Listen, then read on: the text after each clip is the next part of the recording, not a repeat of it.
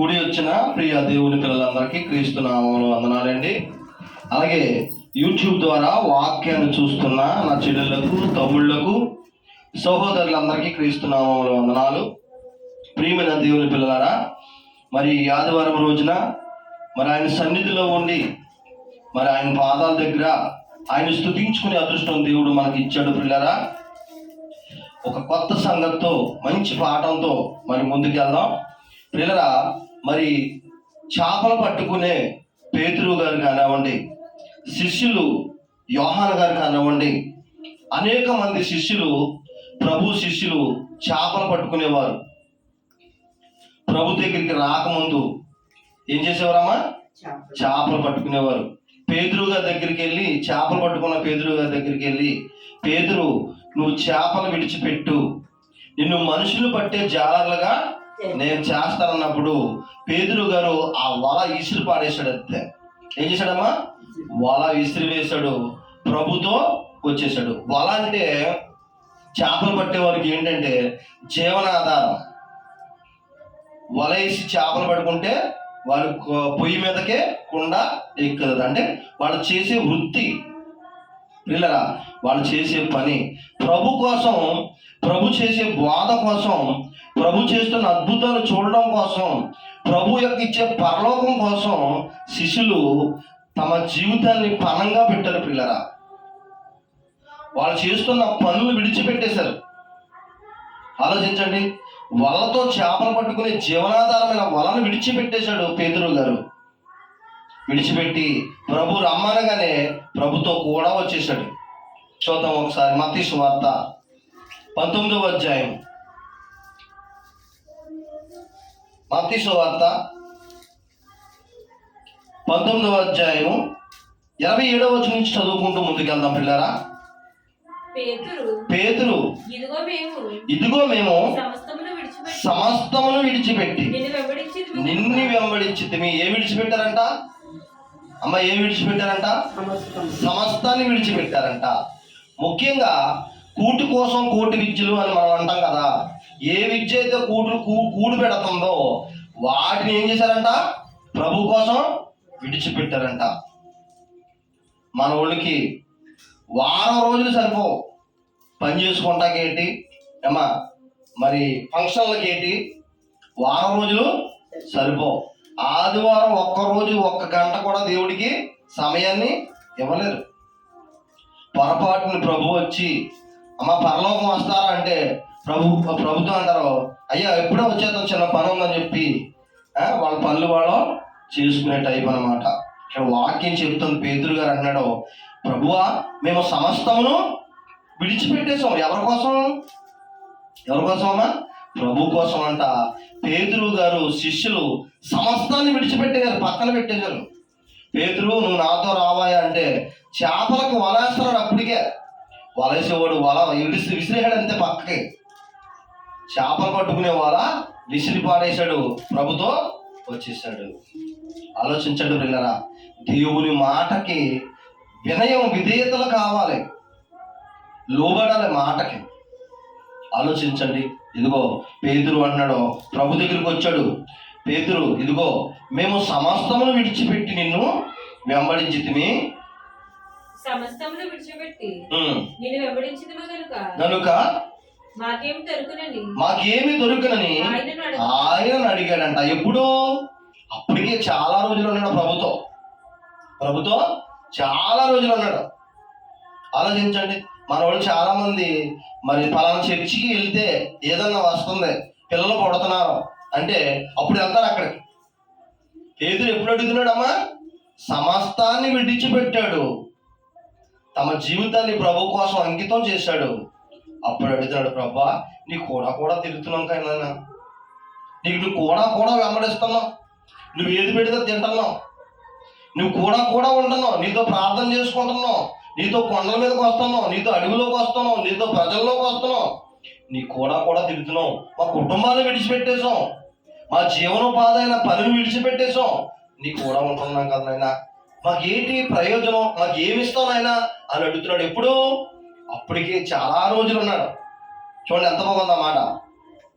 యేసు యేసు వారితో ఇట్లనెను, వారితో ఇట్లా నేను ప్రపంచ పునరుజ్జనమునందు అదుగోండి ప్రపంచ పునరుజ్జనమందు మనుష్య కుమారుడు తన మహిమ గల సింహాసనం మీద ఆసీనుడై ఉన్నప్పుడు నన్ను వెంబడించిన మీరును 12 సింహాసనముల మీద ఆసీనులై ఇశ్రాయేల్ 12 గోత్రముల మీద తీర్పు తీరుస్తారంట. ఏమడిగాడు పేతురు గారు? ఊహించట్టడా? పేతురు గారు ప్రభుని అడిగినప్పటికీ ఆ మాట నాకు తెలిసి అంత ఊహించుంటాడు అసలు. బాగా ఆలోచించండి పిల్లరా. మేము దేవుని సన్నిధిలోకి వస్తున్నాం, మళ్ళీ శుభ్రంగా తుడుతున్నాం, ఇల్లంతా తుడుతున్నాం, సాపలు వేస్తున్నాం. కొంతమంది అయితే దేవుని సేవలో పిల్లరా చాలా పనులు చేస్తూ ఉంటారు, పనులు మానుకుని చేస్తూ ఉంటారు. మనుషులు సేవకుడు మమ్మల్ని చూస్తున్నాడా, లేదా మా సంఘస్థులు మమ్మల్ని గుర్తిస్తున్నారా, లేదా దేవుడు చూస్తాడంటారా అనుకుంటారు పిల్లరా. అవునా కదా? ఆలోచించండి. నువ్వు దేవుని కోసం ఏం కష్టపడుతున్నావో, నువ్వు దేవుని కోసం నీ జీవితాన్ని ఏమి ఇస్తున్నావో, నువ్వు దేవుని కోసం ఏ పనిలో కష్టపడుతున్నావో, దేవుడికి ఉపయోగపడుతున్నావో దేవుడికి తెలుస్తుందా తెలవదమ్మా? బాగా ఆలోచించండి. హృదయ అంతరంగ రహస్యాన్ని ఎరిగిన దేవుడు, హృదయ రహస్యాన్ని ఎరిగిన దేవుడు. బాగా ఆలోచించండి. పేతురు ఊహించుంటాడు అసలు. నాకు తెలిసి పేతురు ఏదో చిన్నదో పెద్ద ఏదో ఎత్తారేమో అనుకున్నాడేమో కానీ పిల్లరా, పేతురు ఊహించనిది ఇచ్చాడు ప్రభు. రెండో రాకడకు వస్తాడు కదా. రెండో రాకడకంట ఇగో ప్రభు రెండో రాకడకే పేతురు గారితో ఉన్న 12 మంది శిష్యులకి మహాసింహాసనాలు వేస్తారంట. ఇటు ఆరుగురు వేసి మధ్యలో ప్రభు కూర్చుంటాడంట. ఎప్పుడు? పరలోక రాజ్యానికి వెళ్ళే ముందు ప్రపంచానికి తీర్పు తీరుస్తారంట పిల్లరా. చూడండి ఎంత బాగుంది మాట. యేసు వారితో ఇట్లనెను, ప్రపంచ పునరుజ్జనమందు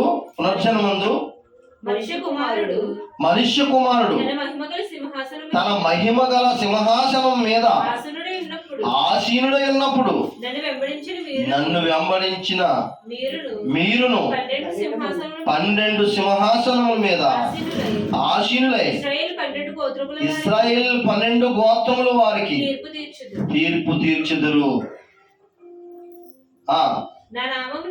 చాలమ్మా. ఎవరు తీర్పు తీరుస్తారమ్మా? ప్రపంచ ప్రజలకి ఎవరు తీర్పు తీరుస్తారంట?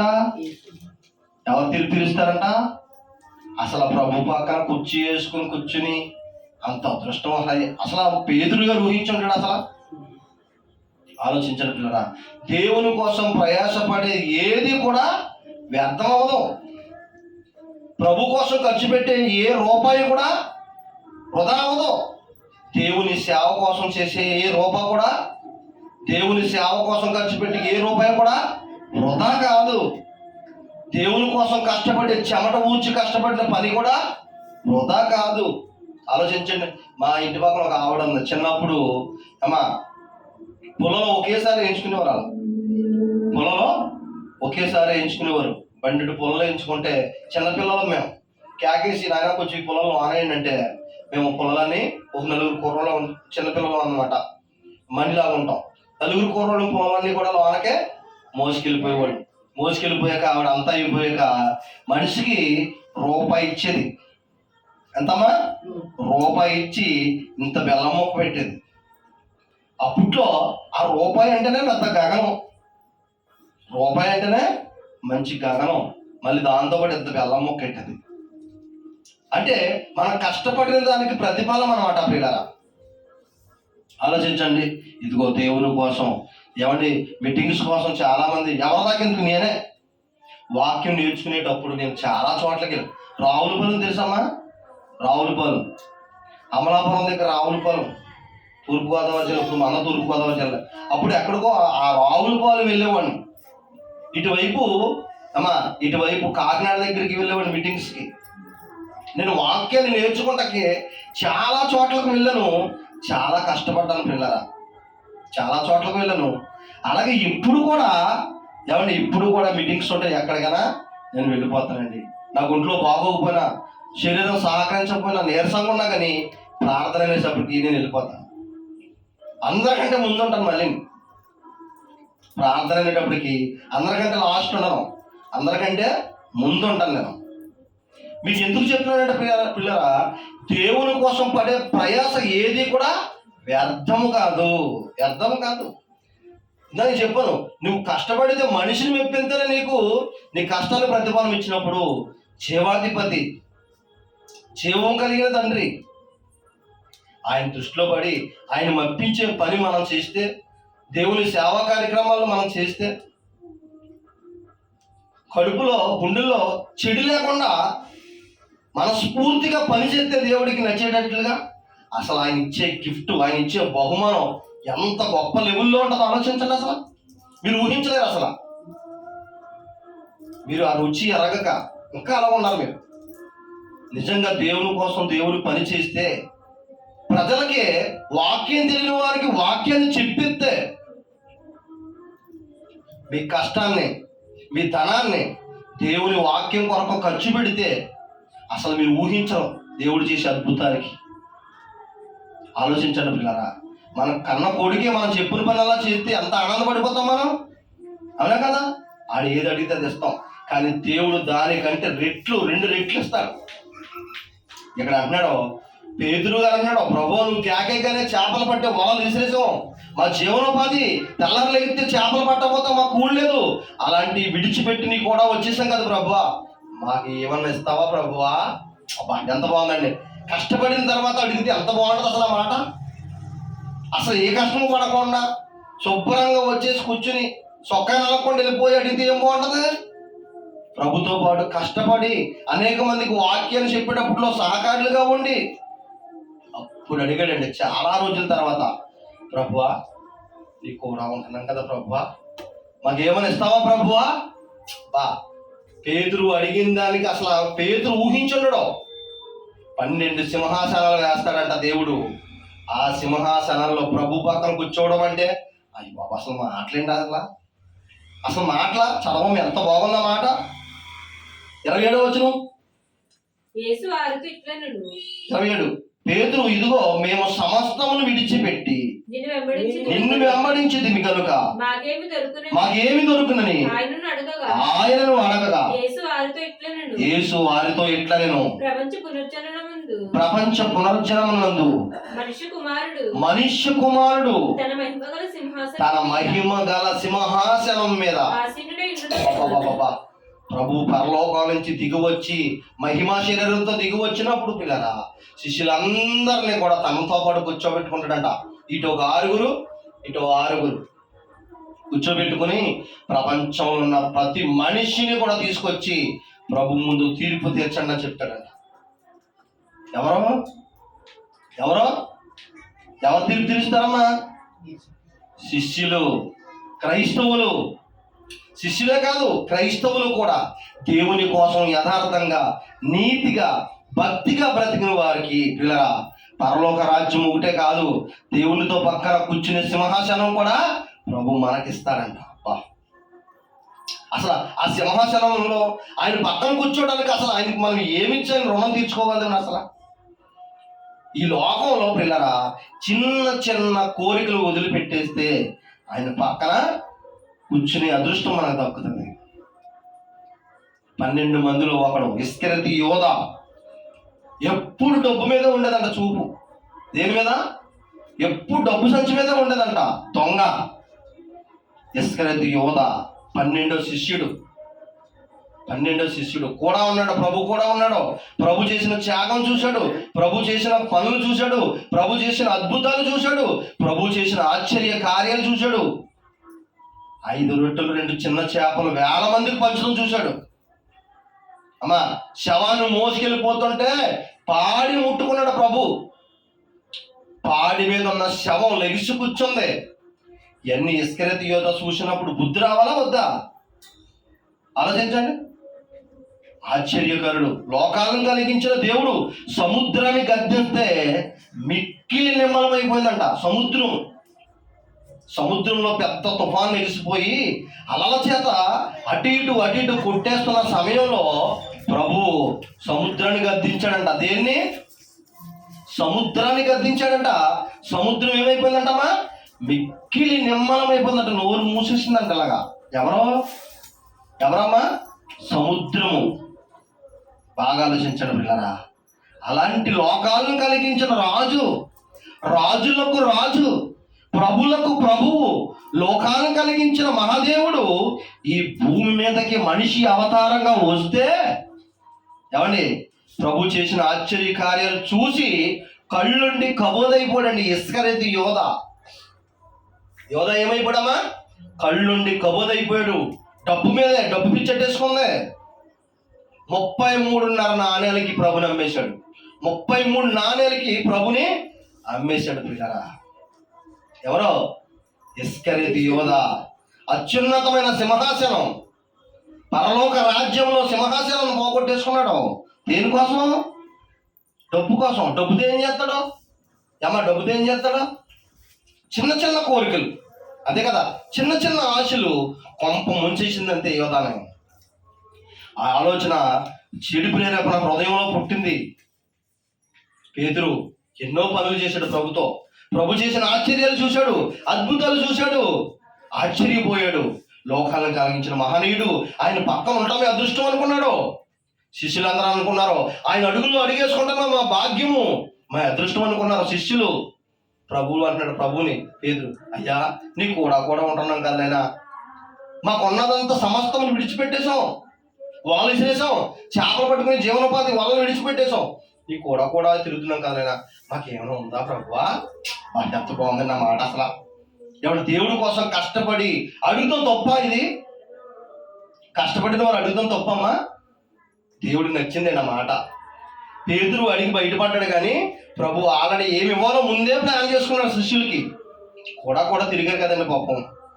సంసారాలు విడిచిపెట్టేశారు, కుటుంబాలు విడిచిపెట్టేశారు, పనులు విడిచిపెట్టేశారు, వాళ్ళ జీవనోపాధులు విడిచిపెట్టేశారు. ప్రభు కూడా తిరుగుతున్నారు కదా. ప్రభు వెళ్ళిపోయే సమయం వచ్చింది. అప్పుడు అడిగాడు పేతురు, ప్రభా కూడా తిరుగుతున్నాం కదా ప్రభా, మాకేమైనా ఉందనైనా? ఎంత బాగుందని అసలు ఈ మాట.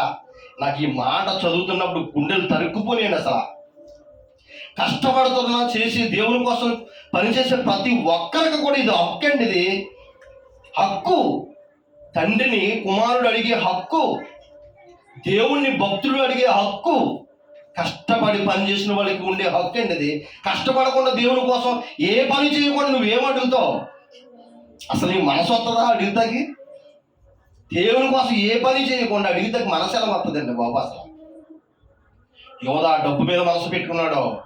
33 నాణ్యాలకి ప్రభు నమ్మేశాడు అంతే. యోధా అత్యున్నతమైన సింహాసనం, పరలోకంలో కూర్చోవలసిన సింహాసనం మీద త్రోసివేయబడ్డాడు. ఏం చేయడమ్మా? త్రోసివేయబడ్డాడు. ఆలోచించండి. అపోస్తుల కార్యాలు 1వ అధ్యాయం చూడండి, అంత చూడమ్మా.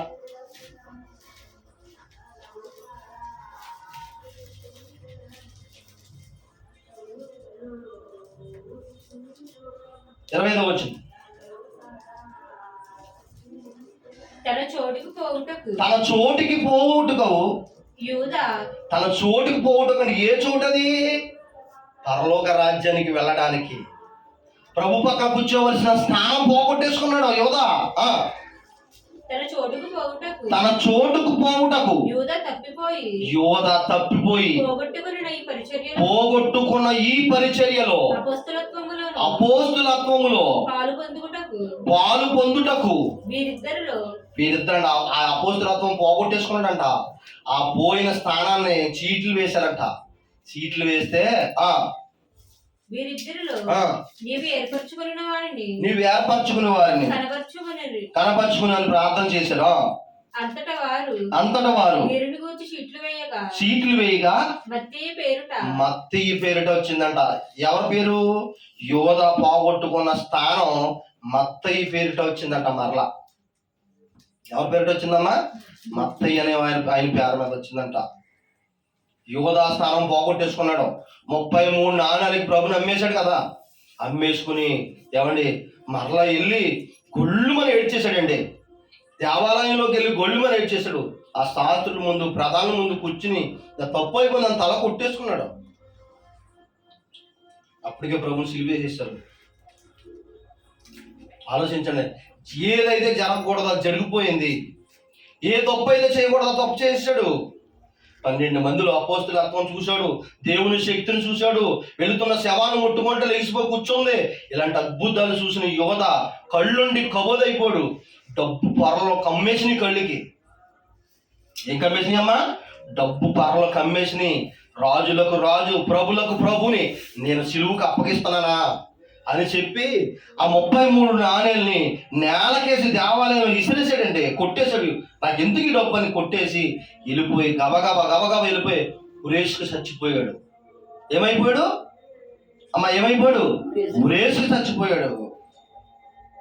ఎంత దారుణమైన పిల్లరా, అంత దారుణం చేసేసాడు.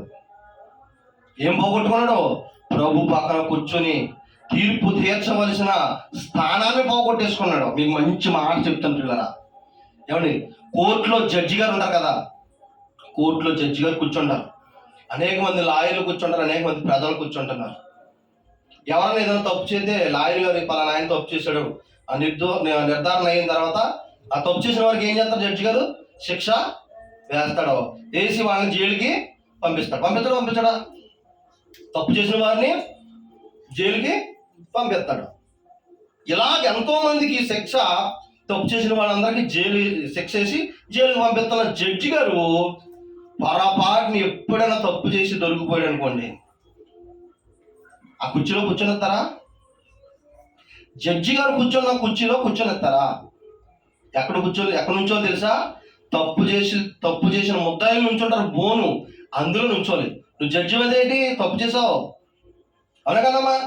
తప్పు చేసి జడ్జి అక్కడ నుంచోవాలి, బోన్లో నుంచోవాలి. ఆ బోన్లో నుంచున్న ఆ ముద్దాయిని తీసుకెళ్ళి ఆ చేసిన తప్పు నిర్ధారణ అవుతే మరో జడ్జి గారు వచ్చి అక్కడ, ఏ జడ్జి గారు అయితే ముందు అన్యాయాన్ని చూశాడో అదే జడ్జి గారు మరో ఆయన వచ్చి ఈ తప్పు చేసిన జడ్జి గారికి ఏం వేస్తామా? శిక్ష వేస్తారు కదా.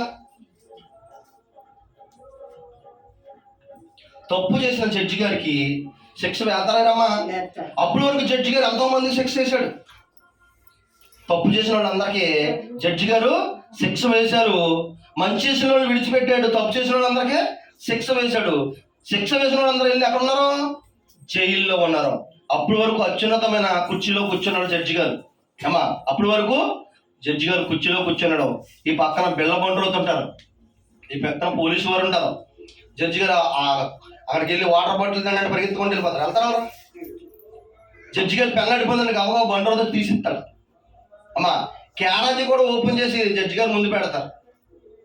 పెద్ద విఐపీలు భోజనం పెట్టేటప్పుడు గ్లౌజులు తొడుక్కొని క్యాప్ పెట్టుకొని పక్కన బండ్రోతులు ఉంటారు కదా, జడ్జి గారు బొంగుని భోజనాన్ని వడ్డించి పక్కకెళ్ళి చేతులు కట్టుకుని ఉంచుంటారు, అవునా కదా? అలాంటి జడ్జి గారు పెన్నతో గీసి వీడికి 14 సంవత్సరాలు జైలు శిక్ష వేతనం అంటే తీసుకెళ్ళిపోయి జైలు వేస్తారా జడ్జి గారు చెప్తే? అలాంటి ఎంతో మందికి తప్పు చేసిన వారికి శిక్ష వేసిన జడ్జి గారు పొరపాటున జడ్జి గారు కూడా తప్పు చేసి దొరికిపోతే ఏంటి పరిస్థితి? ఎక్కడి నుంచో పెడతారో? ఎంతమంది అయితే తప్పు చేస్తారో ఆ బోన్లో జడ్జి గారిని కూడా నిలవబెడతారు.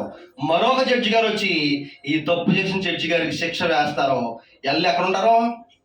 తప్పు చేసిన జడ్జి గారిని జైల్లో వేస్తారా? ఈ యోధ అనేక మందికి తీర్పు తీర్చవలసిన ఇస్కరియోతు యోధ దొంగకే కళ్ళు పొరల కమ్మేసినాయి, డబ్బు పొరల కమ్మేసినాయి, ప్రభుని అప్పగించేశాడు. 33 నాణాలకి ప్రభుని అప్పగించేశాడు. నేను చేసిన తప్పు అని కొళ్ళు మంది తల కొట్టుకొని వెళ్ళిపోయి ఏం చేశాడు తెలుసా? ఉరేసుకున్నాడు పిల్లరా. ఉరేసుకుని చచ్చిపోయాడు. ఉరేసుకుంటానంట మెడ ఎముకలు ఇరిగిపోయి అంట, బోర్లంగా పడితే కడుపు చీలుకుపోయిందంట. ఏంటండి ఇది? ఉరేసుకుని చచ్చిపోయాడంట. రక్తపాతం. ఆ 33 నాణేలని తీసుకెళ్ళి ఏం చేశారు తెలుసా? ఒక రక్త భూమిని కొన్నాడంట. దాని పేరు తెలుసా? రక్త భూమి. దేనికి అనుకున్నారా డబ్బు? ఏం కొనాలనుకున్నాం? ఏ డబ్బు అయితే ప్రభుని అప్పగించిందో ఆ డబ్బు తీసుకెళ్ళి యోధను కప్పెడతానికి భూమిని కొన్నారంట. యోధ ఏం సంపాదించాడు ఇంతకీ? బాగా ఆలోచించాలి మనం. యోధ ఏం సంపాదించాడు ప్రభుని అప్పగించి? అమ్మా ఆలోచించండి. యోధ ప్రభుని అప్పగించిన డబ్బుని, రక్తంతో తడిసిన డబ్బుని తీసుకెళ్ళి ఆ యోధ చచ్చిపోయిన సమాధి కప్పెట్టడం కొరకు 33.5 ఆ డబ్బుతో భూములు కొని ఆ భూమిలో యోధాను కప్పెట్టారు పిల్లరా. లాభం ఏమొచ్చింది? పేతురు అంటున్నాడు, వలలు వేసి చేపలు పట్టుకున్నాం ప్రభు, నైనా నువ్వు రమ్మనగానే వలలు విడిచిపెట్టి వచ్చాం కదా నాయనా, నీ కూడా తిరిగాం నాయనా, నీ అడుగు వేసుకుంటూ తిరిగాం నాయనా, మాకు ఏమైనా ఇస్తావా ప్రభువా? ఎంత బాగుందండి మాట. అసలు అదే ప్లేస్లో మనం ఉండండి, మీరు ఉండండి, నేను ఉండండి, ఎంత బాగుందన్నమాట. కూడా కష్టపడ్డారు, ప్రభు కూడా కష్టపడ్డారు, పనిచేశారు. ప్రభుతో అంటున్నాడు, ప్రభువా మాకు ఏమైనా ఇస్తావా ప్రభువా? అబ్బా నాకు ఎంత ఇష్టమైందండి మాట. ప్రభు అన్నాడు, అత్యున్నతమైన సింహాసనం పరలోక రాజ్యములో 12 కుర్చీల్లో ఒక కుర్చీ నీదే, నా పక్కనే నీ చోటు. దేవునికి మహిమ కలుగును గాక. హల్లెలూయా. దేవునికి మహిమ కలుగును గాక. హల్లెలూయా. 12 కుర్చీల్లో ఒక కుర్చీ నీదే. ఎంత బాగుందండి మాట. తప్పు చేసిన యువత ప్రభుని అప్పగించిన యువతకమో అది ఎందుకు పనిచేసిందో డబ్బు? వాడిని కప్పెట్టడానికి పనిచేసిందో డబ్బు. సమాధి తగిలిన శవాన్ని కప్పెట్టడానికి ఆ భూమి కొన్నారు పిల్లరా. దానికి ఒక పేరిట్టారంట, రక్త భూమి అంటది. ఏం భూమి? రక్తంతో తడిసిన భూమి. పేతురు గారికి ఏంటి? ప్రభు రెండో రాకడ వస్తాడు కదా, మహిమ శరీరంతో వస్తాడు కదా, రాజులకు రాజు, ప్రభులకు ప్రభు వచ్చినప్పుడు ప్రపంచ ప్రజలకు కూర్చుని ప్రభు పక్కన, యేసు ప్రభు గారి పక్కన కూర్చుని ప్రపంచ ప్రజలకు తీర్పు తీర్చే ఆ అదృష్టం ఇచ్చాడు. 1 కొరింథీయులకు రాసిన పత్రిక 6వ అధ్యాయం 2వ వచనం పిల్లరా. పరిశుద్ధులు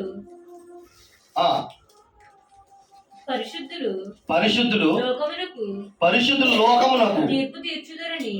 ఎవరమ్మా? శిష్యులే కాదు, దేవుని కోసం నీతిగా, యథార్థంగా, భక్తిగా బ్రతికితే నువ్వు పరిశుద్ధుడివే. అపోస్తులు ఎంత కష్టపడ్డారో దేవుని పని కోసం, ఎంత పరిశుద్ధంగా బ్రతికారో, ఎంత పవిత్రంగా బ్రతికారో. ప్రభు అడుగుల్లో అడిగేసుకుని ప్రభు కూడా కష్టపడి అనేక మందికి వాక్యాన్ని ప్రకటించారు. అపోస్తులు కుటుంబాన్ని త్యాగం చేశారు, వారి జీవనోపాధిని పక్కన పెట్టేశారు. ప్రభు కూడా తిరిగిన అపోస్తుల లెక్కల్లోకి ఈ రోజున శిష్యుల లెక్కల్లోకి మనం కూడా వచ్చేస్తాం పిల్లరా. పరిశుద్ధులు మనం ఇప్పుడు.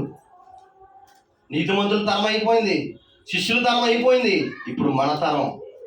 ఇప్పుడు మన గురించి చెప్తున్నట్టు చూడండి, అంత చదువమ్మా. పరిశుద్ధులు లోకమునకు తీర్పు తీర్చుదురని మీరెరగరా? మీ వలన లోకమునకు తీర్పు జరగవలసి ఉండగా మిక్కిలి అల్పమైన సంగతులను గూర్చి తీర్పు తీర్చుటకు మీకు యోగ్యత లేదా? ఏంటమ్మాయి, ఏం తప్పులంట? మిక్కిలి అల్పమైన అంట, చిన్న తప్పులు. మిక్కిలి అల్పమంట. అవి పెద్ద తప్పులు కాదని మీరు అనుకుంటారు, కానీ ఆ చిన్న తప్పులే నీ పరలోక రాజ్యానికి అడ్డొచ్చేస్తుంది. ఆలోచించండి. ఇక్కడ ఏ యోధ అయితే డబ్బు పొరలతో కళ్ళు కప్పేసి డబ్బుకి 33 దేనాలకి ప్రభుని అమ్మేసి చెయ్యరాని తప్పు చేసేసాడు, చేసేసి తలగొట్టుకున్న సుఖమే ఉందా? ఏమా ఆ డబ్బుతో ఏం చేశారు? చాలా మంది అంటారు కదా, ఈ డబ్బు అటుకెళ్ళి నేను దినం చేసుకో అంటారు. చాలా మంది మనం విన్నాం కదా మాట. ఏమంటారు? ఈ డబ్బు అటుకెళ్ళి, ఈ అన్యాయం డబ్బు అటుకెళ్ళి నీ దినం చేసుకో అంటారు. కొంతమంది అయితే ఈ అన్యాయం డబ్బు పెట్టి నీ దినం మీద వేసుకో అంటారు. కొంతమంది ఏమంటారమ్మా? చెప్పండి, బయట చెప్పాలి. ఏమంటారా? చెప్పండి, పర్లేదు. ఈ డబ్బు అటుకెళ్ళి, ఈ అన్యాయం సొమ్ము అటుకెళ్ళి నీ సమాధి మీద వేసుకో అంటారు. అంటారా? యోధాడు చేసిన పని ఏంటంటే, ఏ డబ్బు అయితే పట్టుకోకూడదో ఆ డబ్బే యోధా కళ్ళు మూసేసినాయి పిల్లరా. ప్రభుతో ఉంటా ఆశ్చర్యాలు చూశాడు. 5 రొట్టెలు 2 చేపలు 5,000 మంది తిన్నా కానీ మిగిలిపోతామేటండి బాబు. అయ్యో బాబు, ఎంత ఆశ్చర్యము! ఇది కళ్ళ ముందు చూసిన యోధా ఏమవ్వాలి? మారిపోవాలి. శవాన్ని మోసుకెళ్ళిపోతున్నారు పాడి. ప్రభు ఇలా ముట్టాడంటే, ప్రభు శవాన్ని ముట్టలేదు, అందుకే పాడిని ముట్టాడు. పాడి మీద ఉన్న శవానికి జీవం వచ్చింది. పాడి నుంచి శవానికి జీవం వెళ్ళి శవం లెగిసి కూర్చుంది. ఇది కళ్ళతో చూసిన యోధా ఏమైపోవాలి? మారిపోవాలి కదా, మారలేదు. గుండె బండగా మారిపోయింది. చాలా మంది జీవితంలో ఎన్నో అద్భుతాలు చూసినా, ఎన్నో ఆశ్చర్యకార్యాలు చూసినా గుండె మారదు. ఇదిగో యోదాయ నీ గుణపాఠం. ఇంకా నువ్వు మారకపోతే యోదాయ నీ గుణపాఠం. 33 ధ్యానాలతో ఆ డబ్బుతో ఏం చేశాడమ్మా? 33 నాణేలతో ఏం చేశారు? దినం చేశారు. అవునా కదా? ఆ శవాన్ని కప్పెట్టడానికి భూమిని కొన్నారు పిల్లరా. ఆ భూమి పేరు రక్త భూమి. ఏ భూమి అంట? రక్తంతో తడిసిన భూమి. పేతురు అన్నాడు, కూడా తిరిగింది కానైనా మాకు ఏంటైనా నా పక్కన కూర్చో, పరలోక రాజ్యంలో సింహాసనంలో ఓ సీట్ నీదే, నా పక్కన కూర్చో. ఈ భూలోకానికి తీర్పు తీర్చడానికి నా పక్కన కూర్చో, తీర్పు తీర్చు. నేను పక్కన ఉంటాను అంతే, నువ్వు తీర్చు. ఎంత అదృష్టమైన అసలు ప్రభు పక్కన కూర్చోండి, ఎంత అదృష్టం మీరు చెప్పండి అసలు. అందుకేనండి ప్రభు కోసం, దేవుని సేవ కోసం, వాక్యం కోసం, ప్రార్థన కోసం మీరు పడే ప్రయాసం ఏది వ్యర్థమవదు. మీరు రాసుకోవక్కర్లేదు, ఆయన రాసుకుంటున్నాడు అక్కడ. మీరు రాసుకోవసరం లేదు ఏమిని, ఆయన రాసుకుంటాడు నువ్వు దేవుని కోసం ఏం చేస్తున్నావు. పేతురు చేసిన చిన్న చిన్న పనులు ఈ సేవా కార్యక్రమాలకి పెద్ద సీట్ ఇచ్చేసాడు. ఏంటది? సింహాసనం అండి బాబు, పరలోక రాజ్యంలో సింహాసనం. ఇక్కడ అంటున్నాడు, ఈ రోజు నీకు వచ్చింది వంతు, లైన్ నీకు వచ్చింది. ఇప్పుడు నిన్ను అడుగుతున్నాడు ప్రభు, నువ్వు ఎంతవరకు ఉన్నావు దేవుని పనిలో? ఇప్పుడు పేతురుని పక్కన పెట్టాం, యోధాను పక్కన పెట్టాం. యోధాను చూసావు, తప్పు చేసిన యోధ ఏమైపోయాడు? మట్టిలో కలిసిపోయాడు.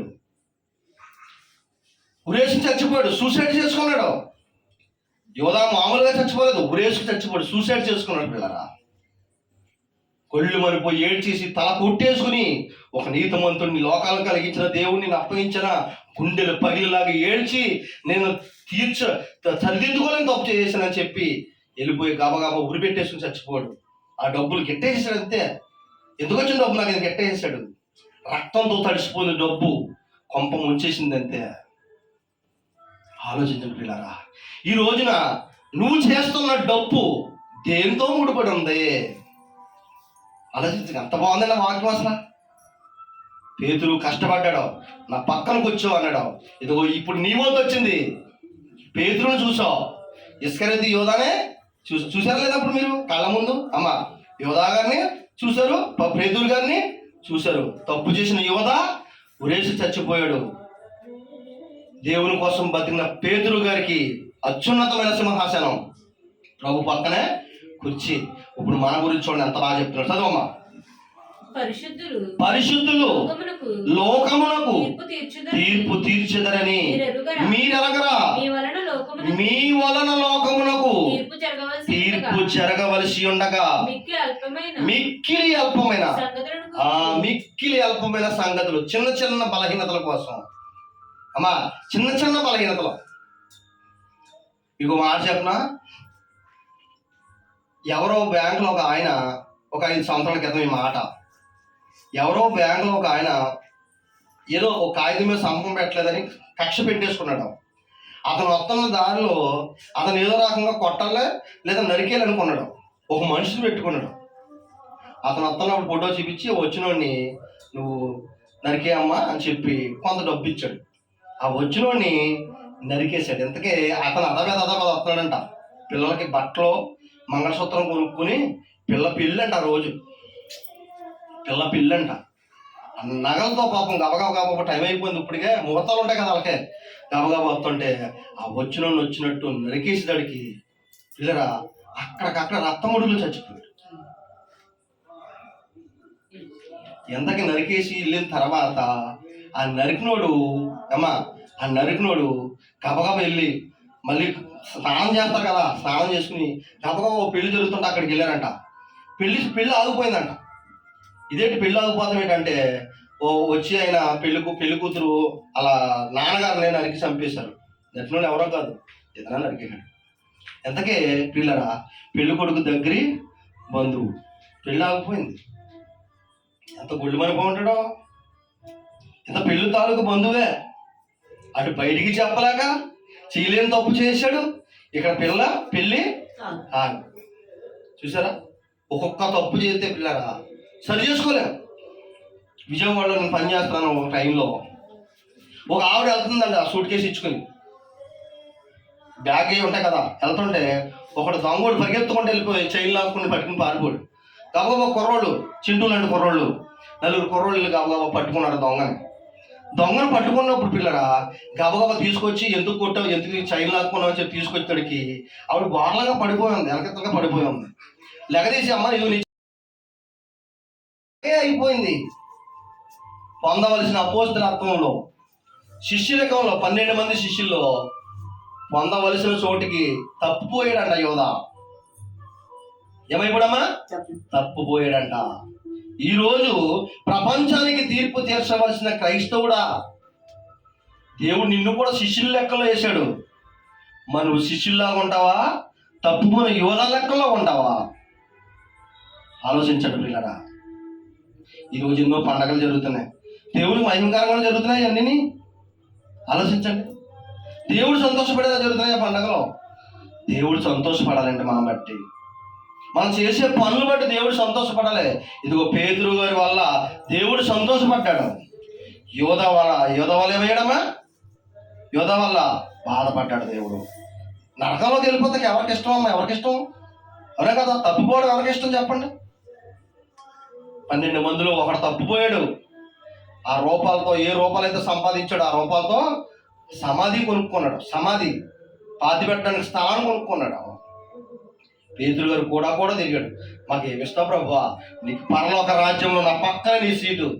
ఎంత అదృష్టమైన అసలు, అవునా కదా? మిక్కిలి అల్పమైన చిన్నవి అంట మనం చేస్తున్న పాపాలు, చిన్న పాపాలు పెద్ద మెగా పాపాలు అయిపోతున్నాయి. పెద్ద పాపాలు అయిపోతున్నాయి. చిన్న పాపమే కదా అనుకున్నాం. 1,00,000 రూపాయలకు వడ్డీ, 2 రూపాయలు వడ్డీ, సంవత్సరం తర్వాత ఎంతంత పెరిగిపోతుందో అలాగే చిన్న పాపాలు పెద్దగా పెరిగిపోతున్నాయి, కొంప ముంచేస్తున్నాయి. అందుకే ప్రియులరా, మారు మనసు లేని వారు మారు మనసు తీసుకోండి, బాప్తిసం లేని వారు బాప్తిసం తీసుకోండి. ఏ క్షణాన మరణం వచ్చి నిన్ను తాకుద్దో తెలీదు.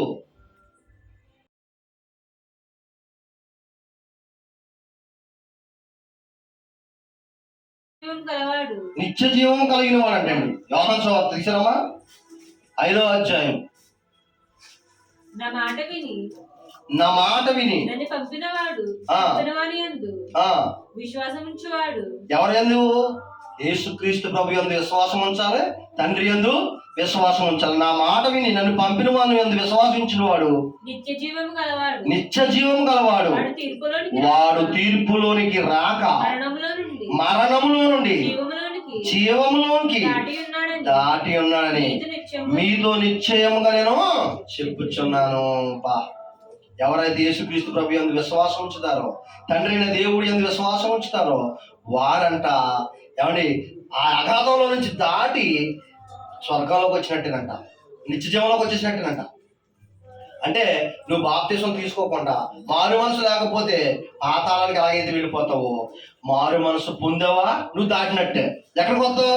నిత్య జీవంలోకి వస్తావు. నువ్వు దేవుని కోసం యథార్థంగా బ్రతికి, నీతిగా బ్రతికి, ఏమండి వాక్యం తెలియని వారికి వాక్యం మీరు చెప్పిస్తే, మీ కష్టాన్ని శ్రమను ఖర్చు పెట్టి వాక్యం చెప్పిస్తే ప్రభు చూస్తాడండి బాబు. మీ కష్టాన్ని చూస్తాడో, మీ శ్రమను చూస్తాడో. మీ కష్టాన్ని చూసి బలా నమ్మకమైన మంచి దాసుడా నా పక్కనే కూర్చి నా పక్కనే లోకానికి తీర్పు తీరుస్తావు, పరలోక రాజ్యంలో నా పక్కనే నీ కుర్చీ. అదృష్టం అండి అసలు. ప్రభు పక్కన కూర్చుని అదృష్టం గొప్పదా కాదా? గొప్పదా? చిన్న తప్పులు దొరికిపోతాడండి బాబు. చిన్న పాపాలకి ఏమంటే చిన్న పాపాలకి తీర్పు తీర్చవలసిన నీవే తీర్పులో నుంచి పరిస్థితిలోకి వచ్చేస్తున్నావు. ఏమండి మనం పరలోక రాజ్యం వెళ్ళాలనండి. పాతాళ లోకాలకి దేవదూతలు, తప్పు చేసిన దేవదూతలకు దేవుడు చేశాడు పాతాళ లోకం. కానీ పరలోకం వెళ్ళవలసిన మనము దెయ్యము అది పరలోకం వెళ్ళదు కాబట్టి మనల్ని పాతాళ లోకాలను లాక్కుపోవడానికి చిన్న పాపాలను ఎరవేస్తుంది మనకి. అవి పెద్ద పాపాలు అయిపోతున్నాయి, పెద్ద తప్పులు అయిపోతున్నాయి. ఆలోచించండి పిల్లరా. ఇది ఒకటి చెప్తున్నాడు,